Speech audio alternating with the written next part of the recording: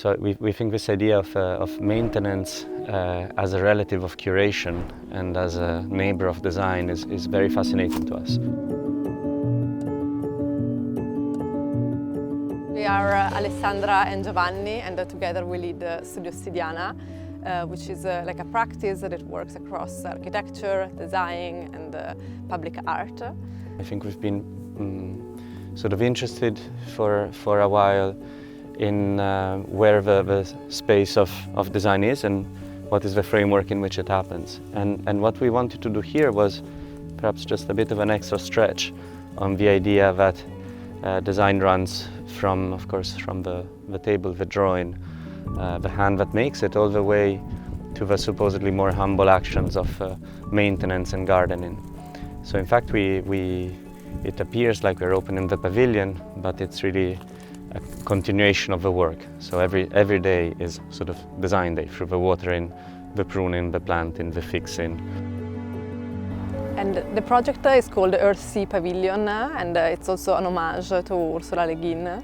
And we imagined like the project as an alive creature, so like made by different type of soils, and of course together with soils we also have microbes and probably fungi and bacteria and plants.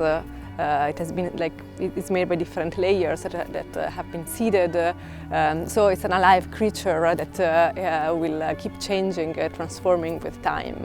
So the pavilion essentially grew as a stratification of 7 different ingredients, both organic and mineral, and sometimes a bit in a confusing state. If we think of the shells that we're using, some of these shells were in fact sort of living organisms not too long ago, the ones that we picked from the market, like the oysters there, which make some of our insertions and our strata. Some of them are almost geological layers already. They are a byproduct of sand extraction. So the layer of shells from the North Sea are filtered out, sand being the main product, and this being essentially a leftover. They, of course, were sort of living creatures a while back, but are now becoming almost a calcium and nutrient for other plants as they percolate and filter the water, the rainwater from above. The soils are the ones we find in the port, so they're soils of the world. They're anthropic soils in a way. They're touched, modified, selected, filtered, arranged for a variety of uses, starting from the loam, which in our case is of course the lowest layer. It compacts and it hardens when it dries, so it becomes almost a sort of rammed earth.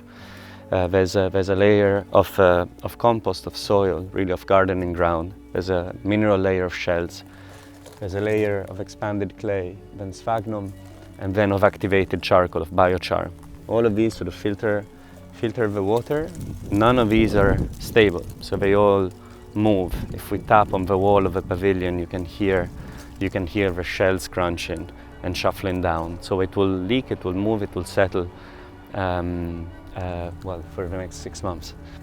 Yeah, the theme of Space for Possibilities, it's a theme that actually relates a lot with the way we work, and I love the idea of making a project where maybe not everything is controlled, but a project where we could try something new, and that could leave a lot of space for different type of possibilities, like quite literally.